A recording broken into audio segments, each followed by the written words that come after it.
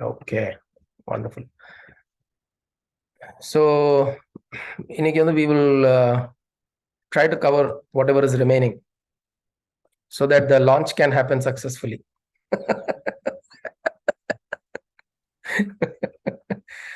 Mission Aditya launch வந்து நல்லபடி ஆகிறதுக்காக நம்ம இன்னைக்கு ஆதித்ய ஹிருதயம் இவ வந்து எக்ஸ்டர்னலா போய் எக்ஸ்ப்ளோர் பண்ண எனக்கு தான் பண்ணுவேன்னு சொல்லிருக்காராம் சந்திரயான். மோடிஜி வந்து ரகுஜி பர்த்டே அன்னைக்கு தான் லான்ச் பண்ணா சந்திரயான். ஆமா ஆமா, ரகுவுக்கும் சந்திரனுக்கும் ஒரு ஏதோ ஒரு கனெக்ஷன் இருக்கு, எப்பவுமே இருக்கு போல இருக்கு. அது மாதிரி நம்ம வந்து இந்தியன் ஸ்பேஸ் டே வேற நினைக்கிறேன், நேஷனல் ஸ்பேஸ் டே அது ஆகஸ்ட். ஆமா அப்படியா? क्या बात है रघु, நமக்கு எல்லாருக்கும் ட்ரீட் கொடுத்துருவாரு.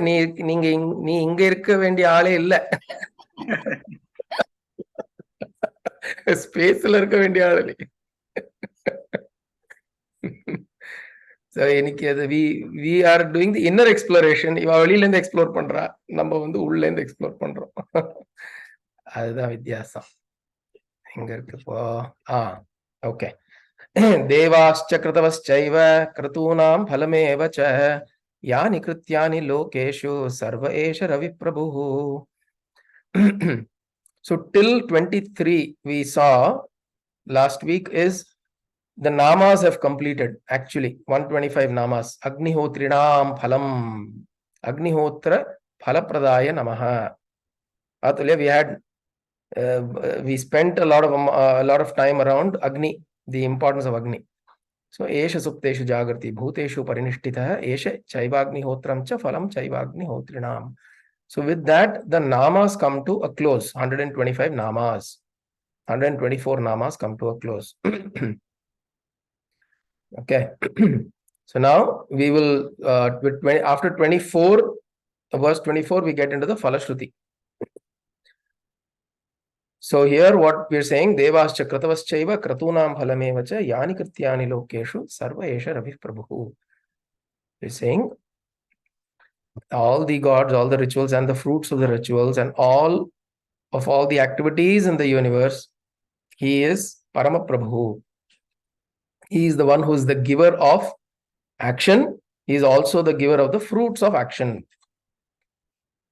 The yajna that you do is also enabled by him. The yajna phala. So you look at karma as karma and karma phala. Yajna phala is same as karma and karma phala. Because if you do karma in the right way as a yajna, as an offering, when we do as an offering. In fact, I always my daughter is a professional dancer, so she performs dance. So I always try to tell her, wherever possible, mention it as an offering, not as a performance.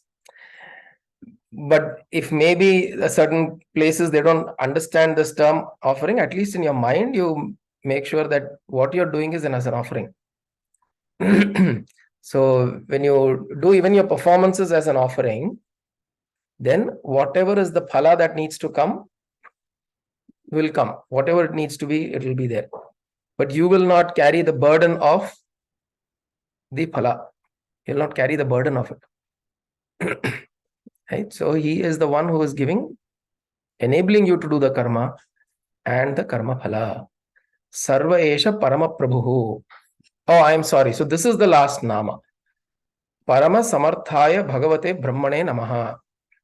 So this is the last nama, 125th.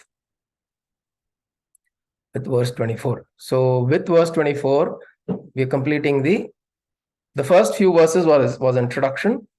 From the 6th verse or so, we start the actual namas. And then Rashmi Mate Namaha, that's what I remember. From Rashmi Mate Namaha is the first nama, right? That is from verse 6 onwards, correct. Rashmi Mate Namaha, verse 6, first nama comes. Verse 24, the last nama. Okay. And after this is the Falashruti. Falashruti is essentially what are the advantages or the benefits of doing this chant. So by means of telling the benefits, he's saying what actually happened, because this is from the Ramayana, right? Yuddha Kandam. So this is essentially a narration of what was happening in the field. So the last few verses can be taken as the Falashruti. Enamapatsu krichreshu kantareshu bhayeshu cha kirtayan purushah kaschinnad prasidati Raghava. So what he's saying here, by worshipping Aditya in difficult times, kantareshu bhayeshu cha. So apatsu krichreshu kantareshu bhayeshu cha. In times of apat means adversities. Apat is adversities. Kantareshu, kanta means in dense forests. Kantara padam paathomla. So kantareshu is in the dense forest, means when it's, the thing about dense forest is that you're surrounded by wild animals. That is the idea of a dense forest. When you're in a dense forest, you're surrounded by wild animals, and there's so much uncertainty. You don't know what is going to happen. So that fear. So at times of great adversities and times of great when you're alone, lost into some kind of a dense forest, or at times of bhayeshu cha, there is threat looming over you. This particular Aditya Hridayam will never fail you.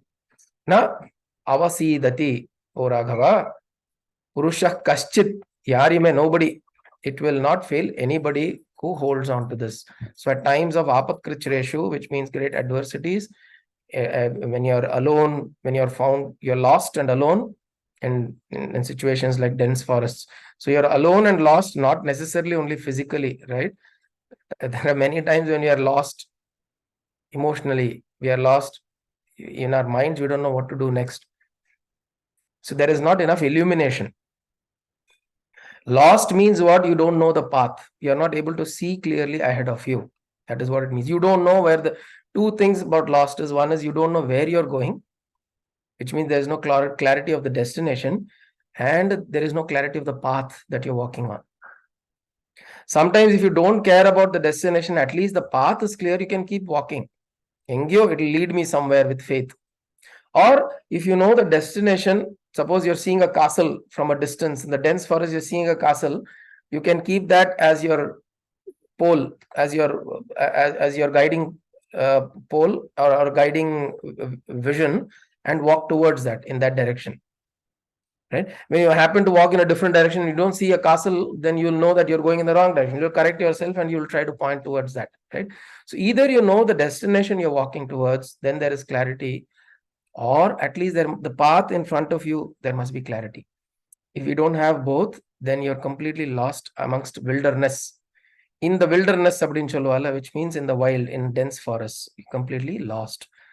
So this happens even in an emotional or an intellectual level within us. Even at those times, or at times of bhayeshu cha, some kind of fear that is looming. It could be an actual fear, threat of somebody coming and attacking you, or could be a threat of what will happen in my future, what will happen to my son, what will happen to my daughter, what will happen to my family. Whatever, in all these conditions, Agastya Rishi is saying, Enam kirtayan. So this, you sing this particular hymn. So the way it is kind of, there is a little bit of anvaya done here. So enam apatsu krichreshu is enam kirtayan. If you do the kirti or sing, do a kirtan of this song, apatsu krichreshu kantareshu bhayeshu cha na avasaditi Raghava. It will never fail you. Fail anybody, Purushah kaschit. So that is this particular shloka. Next shloka is Pujayasvai name kagro devadevam jagatpatim etat trigunitam japtva yuddheshu vijayishyasi. So with ekagrata, Enam. Enam means this. It's a pronoun, Sanskritam. Enam, this pujayasva. May you propitiate. Pujayasva enam ekagraha, with concentrated mind, ekagrata. Devadevam Jagatpatim. He is the Lord of the Lords. He is the God of all devatas, all celestial beings, all powers that may be. He is the Lord of all of that. Etat Trigunitam. Having meditated upon this 3 times, Japtva Yuddheshu Vijayishyasi. Once you sit and chant it thrice, you will be able to get victories in all your battles. So the 3 times there is always a reference of 3 in terms of physical, mental, spiritual, mind, speech, action, which is manasika, vachika, kayika. So at all levels, you are cleansing yourself. 3 karana shuddhi. Asmin kshane mahabaho ravanam tvam jahishyasi eva muktva tata agastyo jagamacha yathagatam. Which means after this, he left the place. Who? Agastya. Why? Because whatever he needed to do to Rama to motivate him, he has done it. He has given all the guidance, the tools. He's given him the tools, he's given him the motivation. So usually just giving a motivation is not good enough. You also have to empower them with a tool. Correct? So what our scriptures do, they offer us also a tool. They also motivate us, and they're also offering us a tool using which you can achieve great results. So, asmin kshane mahabaho, you will ravanam tvam vadishyasi, jahishyasi. So you will over Ravana. So he is giving him a sankalpa to make. Agastya is already instilling a sankalpa into Rama. And then having said that, he leaves that place and goes away. It is extremely important to note the fact of what sankalpa you make in life. Right? The sankalpa comes from the outside, or the sankalpa, somebody guides you from the outside, or you make your own sankalpa. Extremely important to do a sankalpa. We'll see how in the next couple of shlokas how Rama makes a sankalpa then. So here Agastya is guiding him, telling him, now, O Rama, you are ready to go and kill Ravana. You're ready to destroy the demons. Make that sankalpa. You will kill them. You have, in fact, my guru would go a step further and say that you have already done it. Think that you have already achieved it. So you will kill Ravana. He's instilling that confidence in him and says, go and then Agastya leaves that place. See, that is also important. Look at how the guru is acting. He's coming, empowering you, enabling you, guiding you, teaching you, blessing you, motivating you, and then going away. சும்மா அங்கேயே நின்று நீ பண்ணியா இந்த ஆரோ வந்து நீ லெஃப்ட்ல இந்த சைடு ஏம் பண்ணி அடிப்பா அப்படிலாம் சொல்லிட்டு இருக்கல அவர் உட்காந்து. That is what we see. This is also a teaching to the parents, right? எல்லாம் முடிச்சு அவனு கொண்டப்புறம் என்னப்பா எல்லாம் நான் சொன்ன மாதிரி பண்ணிட்டேன் அப்புறம் அப்படின்னு அதுவும் இல்லாம இல்லையா பிடிச்சு வந்திருக்க குரு வந்து சொல்லித்தரது வந்து நீ பண்ணு, அதே மாதிரி நான் உனக்கு சொல்லி தந்ததையும் வந்து அவதான் அது என்னோட கடமை முடிஞ்சிருச்சு. No expectation and he goes away. அதுதான் அது. Exactly. That's what it is emphasizing. Ama. So my part is done, and the guru needs to know where to disengage also. See, the beautiful thing is guru needs to know when to engage and when to disengage. And remember, for parents with small young kids also, we are their first gurus. It's a huge responsibility, right? We are their first gurus. They look upon to us for guidance and everything. So we should also with the child know where to engage and where to disengage at times, right? So the problem that we do is we like, for example, like you're saying, if the guru is standing there, okay, now I've taught you, now let me see how you are shooting the arrow. Let me hold your hand. You should turn this side, that side, then the point is lost. Once you empower and enable the individual, then they should operate out of their own volition. We should not carry, again, the guru or the teacher should not carry the burden of what happens with the teaching. In fact, somebody went and asked a Taoist master. He said, you're not going around and spreading and doing this, that, and the other silently in one place. He says, who am I to market this teaching? Teaching has a capability of its own. Whenever there is an appropriate student who comes, the teaching will go to him. I am just an instrument. I will pass it on. I don't want to carry the burden of giving the teaching. For me, as an instrument, I deliver the teaching and I go back to my own self. Right? The teaching will go where it needs to go, how it needs to propagate, whatever needs to happen will happen. And actually, a lot of Taoist masters believe this truly. It's a very small group, but that group believes really that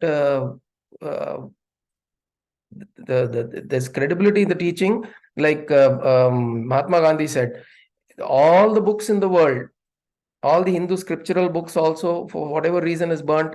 If there is one line of Ishavasya Upanishad, Ishavasyamidam sarvam yatkincha jagatyam jagat, the first verse, if it's available, the whole Hindu Sanatana Dharma can be revived from that one verse, eventually Mahatma Gandhi says. Which means the teachings have so much credibility in themselves that the guru doesn't have to take too much of an effort in making it a mission. So Agastya, these are true masters. They come, they disseminate, they go. Wherever they go, they disseminate, they move on. So he is doing that. Agastya is beautifully doing that. He's saying, I am passing it on, and now I am going to go. And then etat chritva mahatejaha nashtashoko bhavattada dharayamasa supritah raghavav prayatatmavan. Having heard this, he became devoid of grief. Shokaha.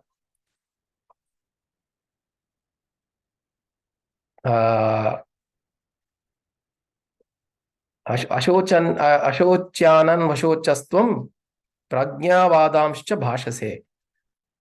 Bhagavad Gita, Bhagavan tells Arjuna. So you get out of this grief, this delusion that you're carrying. So same things, at the starting, remember we said similarities between Bhagavad Gita and Aditya Hridayam. Agastya is giving Rama, there Krishna is giving Arjuna. Similar situation.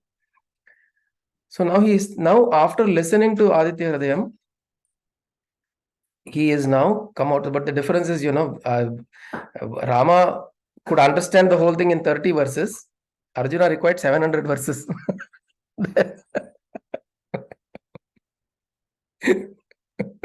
இங்க கூட ராமர் வந்து வேணாம்பா நான் திருப்பி அயோத்தியாக்கே போறேன் அப்படின்னு சொல்லல. நீ எப்படி அடிக்கிறது நம்மளால முடியுமான்ற அந்த ஒரு சந்தேகம் வந்ததுதான். அது வந்து and he was exhausted. He was physically exhausted. He was doubting himself on the confidence level. Correct. Needed only 30 verses to boost his confidence. அங்க வந்து நான் எல்லாத்தையும் விட்டுட்டு போயிடுறேன்பா. போயிடுறான். அவன் வந்து கடைசி வரைக்கும் விடல. சன்னியாசம்னா என்ன, சன்னியாசம் பத்தியே பேசிட்டு. So very nice, and also depends on where Mama சொல்ற மாதிரி it's important where the student also is, to what level of receptivity the student is. Some students, as I've told, the guru needs to kalpura madrin chelva, the guru needs to just ignite a little bit. Some are in the marakata madri. Marakata aduvum தண்ணி ஈரமான மரக்கட்டை, அதுல வந்து வாழைத்தண்டா. So the guru will say, எவ்வளவு try பண்ணாலும் it'll take ages for it to catch on fire. So the important thing is receptivity. The ability, we have to build that receptivity.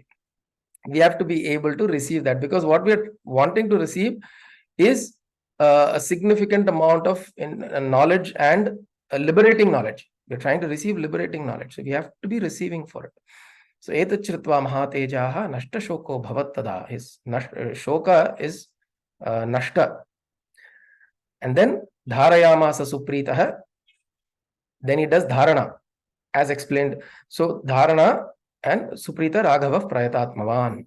So then he does dharana or dhyana, or basically he, whatever Bhagavan Agastya has told, he meditates upon it with a quite attentive mind. Adityam preksha japtvatu param japtvatu japtvedam. Okay.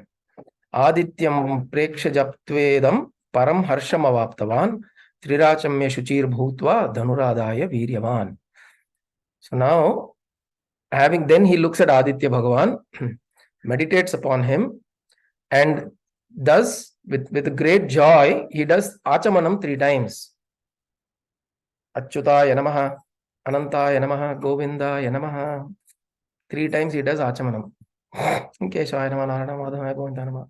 So he does the whole Achamanam, and then with a clear frame of mind, picks up his bow and goes to fight.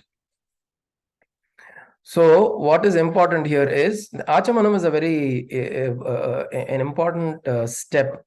And those are familiar with if you do Sandhya Vandanam, or even recently we did this Upakarma, right, with change the Punal.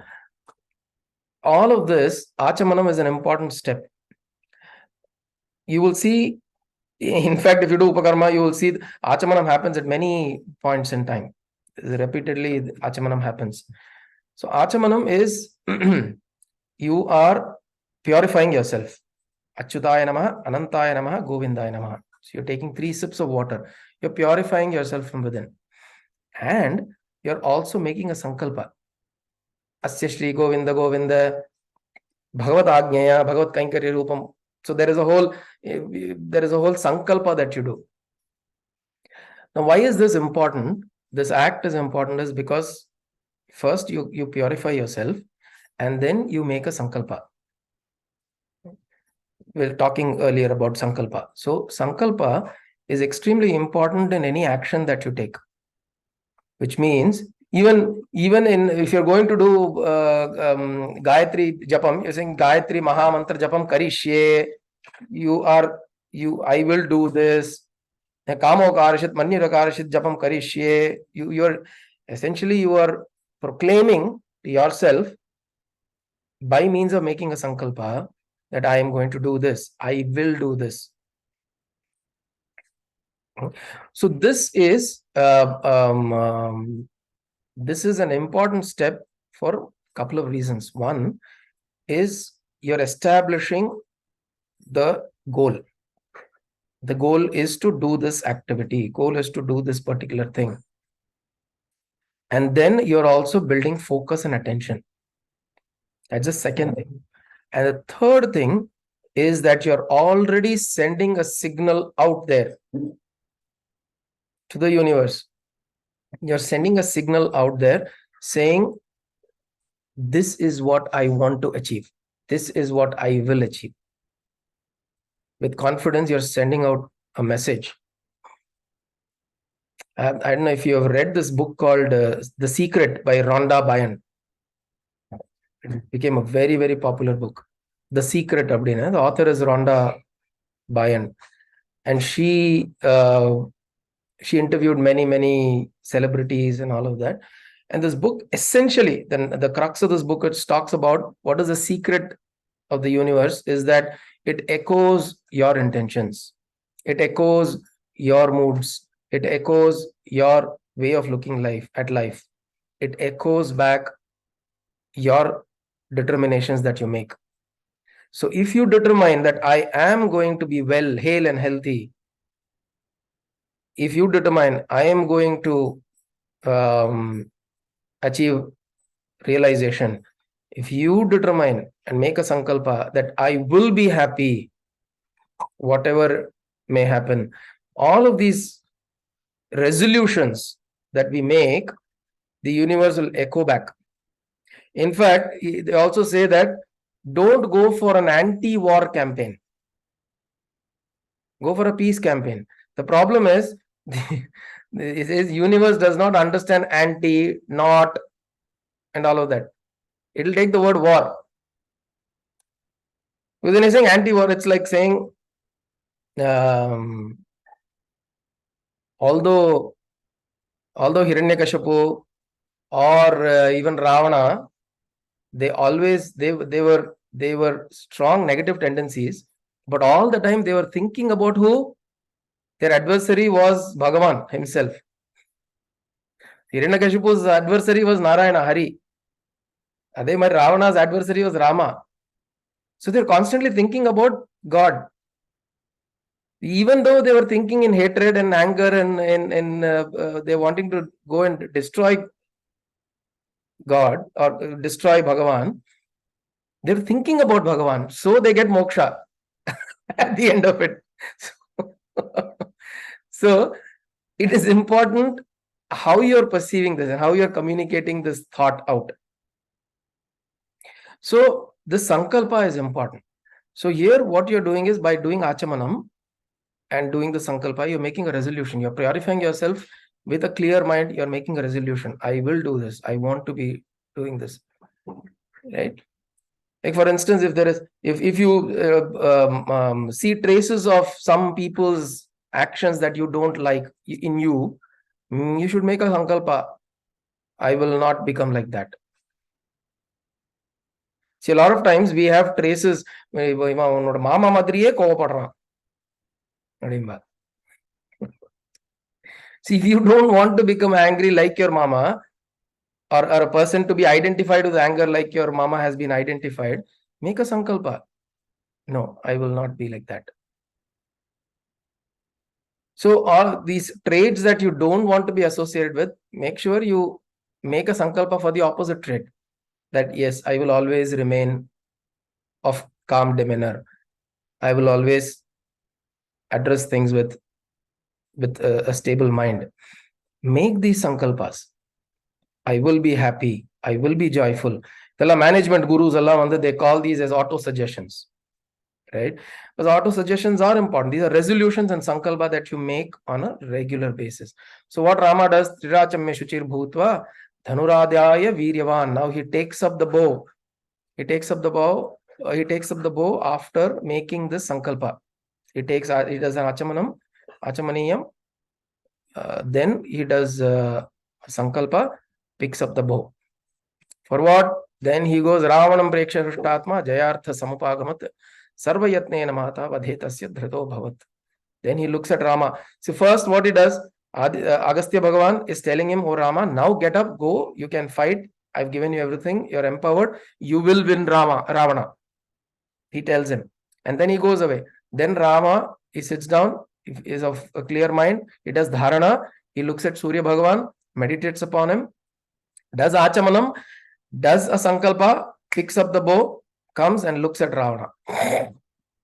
So now when he looks at Ravana, he is not looking at Ravana anymore with either dejection, rejection, or guilt also. He is not even looking at Ravana with guilt. See, remember, this guilt is something that Arjuna carried for a very long time. Rama is not carrying that guilt now. Prasanna Mukham, Hrushtatma. He is Hrushtatma. He is with a happy face. Ravana will be confused.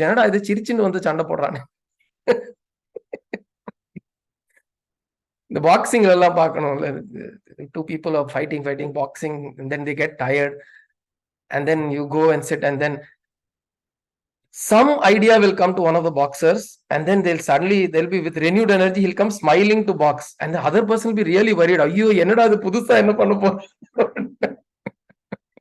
So when your opponent suddenly shows some level of energy and joy when he's about to come and compete with you, you'll be worried. You'll be worried in the sense like, oh my God, he's probably found my secret, or he knows something, he knows how to defeat me, So now this itself is when you're going there. So see, this is also important.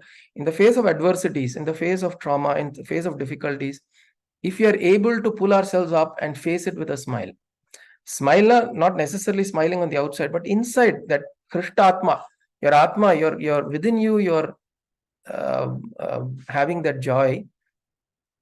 பரவாயில்லடா, எது வந்தாலும் பார்த்துக்கலாம் அப்படிங்கிற ஒரு அந்த ஒரு ஜாயோட உள்ளுக்குள்ள my Ambal is there with me, my Guru is there with me, my Baba is there with me, my Ishta Devata is there with me, Krishna is there with me. With that confidence, you smile from inside. That obstacle or the difficulty, that is the adversity, half of the strength will go away. Half of its strength will go away. The intensity will go away. Sarvayatne namaha jayartham samupagamat sarvayatne namahata vadhe tasya dhrita abhavat. He comes there determined to destroy the ignorance. Ravana is that supreme head, personality, godhead of ignorance. Like how ISKCON la chaluva, supreme personality, godhead is Krishna. Adu mari, this godhead of ignorance and ego and arrogance was Ravana. Not ignorance, I wouldn't say ignorance, arrogance. Arrogance and ego was Ravana. Atha raviravadan niriksha ramam muditamanav paramam prahrishamanah nishichara sankshayam viditva suragana madhyagato vachastvareti. Oh, by the way, actually Ravana can be termed as ignorant because he is ignorant of the fact that he is he is the Jivatma and there is a Paramatma. He is ignorant of that somewhere, right? So so that is why this arrogance and ego and all of that develops. Ignorance, avidya is the basis. So atharaviravidan niriksha ramam uditamana paramam prashamana. The sun now, Surya Bhagavan himself comes and blesses. So he is Surya Bhagavan, Ravihi, Ramam Niriksha. He comes and looks at Rama with a delighted mind and feeling extremely happy. Nishichara Sankshayam. Nishichara is Ravana. Nishichara is one who roams about in the night. Pati is the Lord. Sankshayam, destroys, or the end of Ravana. So he knows that, Surya Bhagavan now knows that this is the end of Ravana. Suragana madhyagato avadat. Avadat means he told. Who? Surya Bhagavan himself came and told Rama, "O Rama, hurry up. Tvara iti. Vachaha kim vachaha tvara iti. Vachastvareti." No? Nishichara samkshayam viditva suragana madhyagato vachastvareti. Atha ravira vadan niriksha. Atha ravihi vadat. He comes and says, niriksha ramam, looks at Rama, and then with a delighted mind comes and tells him, go and do this task that has been given to you quickly. So which means, what it means here is, the process of invocation has been successful. Okay. It is always important to recognize when you make a sankalpa, you invoke your ishta and you do the action with a joyful mind, and you look at when it doesn't matter what the output is. Now see here, this Aditya Hridayam doesn't say that he went and killed him. That will be much later. Aditya Hridayam, it ends with he going determined to kill him. He's going to kill him. He's going there, right? And Surya Bhagavan is coming and saying, hurry up, go. The result, now assuming this is where the shloka ends. This is where the shloka actually ends. The story continues, but the shloka ends. But here Rama doesn't know what is the outcome going to be. He doesn't know. So same thing, when we get into acts like this, we make the sankalpa, we invoke the ishta, we don't know the outcome. But we go in with it joyfully. Whatever is the outcome, the moment you realize that you've invoked your ishta, this is what has happened. Sun God has come to him now. Surya Bhagavan has come to him, which means the invocation has been successful. So in your mind, you know, yes, I have made my sankalpa to Krishna. I have thought about Krishna. I prayed to him. Now I know he has come to me. I believe. So this is what I told. My Guru says, when you send out a prayer to God, when you send out a prayer, believe that it's been, believe that it has been fulfilled. Not that in a future tense it may be fulfilled, எனக்கு தெரியாது, because I've been told that I should not look at the result, I should not think about the result and all that. We still will think about the result.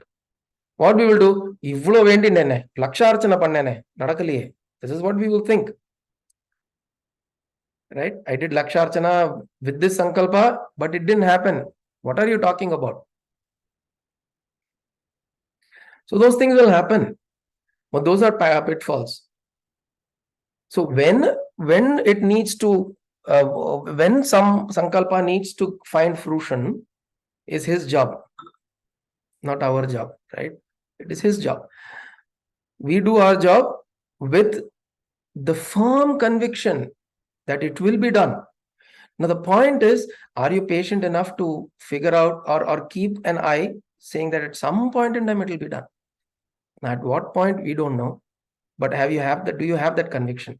So I always say there are two ways of looking at how your desires get fulfilled.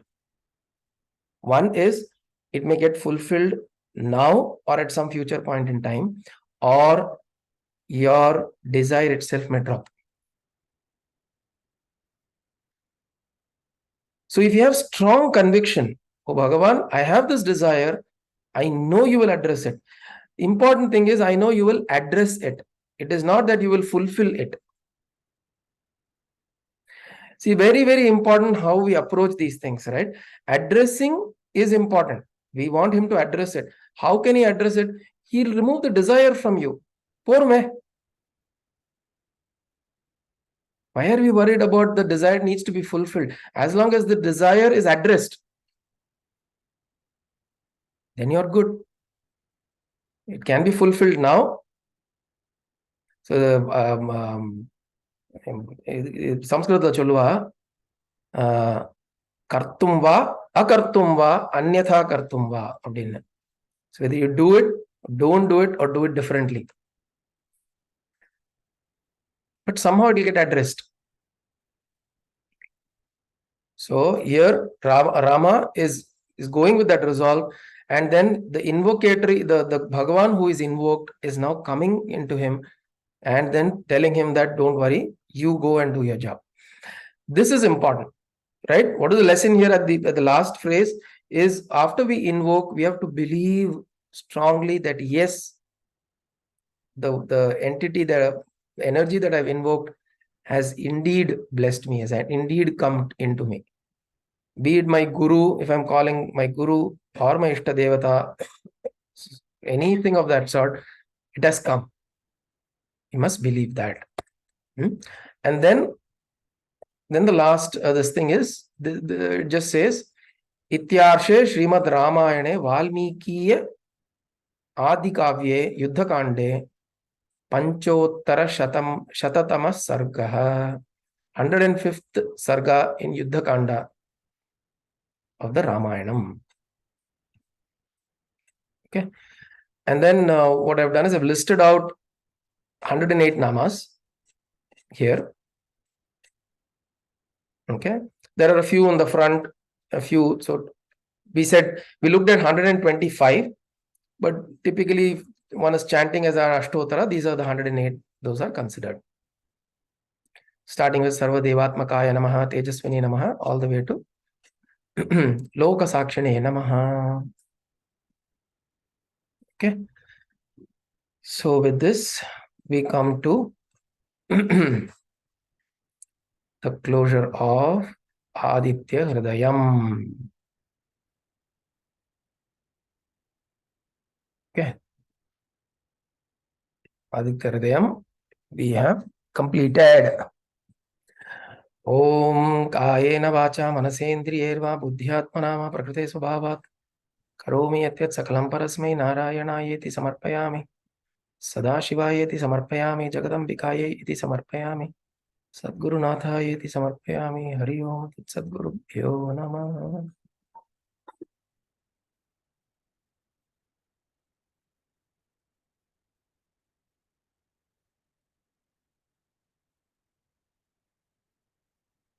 Hari Om.